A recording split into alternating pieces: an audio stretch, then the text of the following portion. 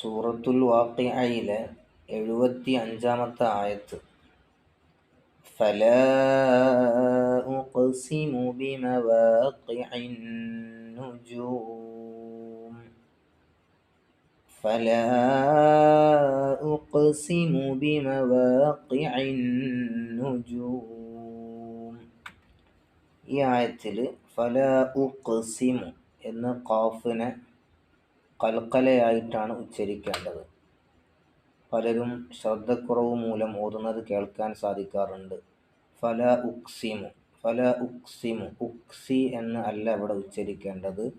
ഖാഫിനെ കൽക്കലത്ത് എന്ന് പറയുന്ന സിഫത്ത് നൽകി ഉച്ചരിച്ചിട്ട് ഫല ഉഖ്സി, ഉഖ്സിമു, ഫല ഉഖ്സിമു എന്ന് തന്നെ പറയണം. ഫല ഉക്സിമു ആയി പോകരുത്.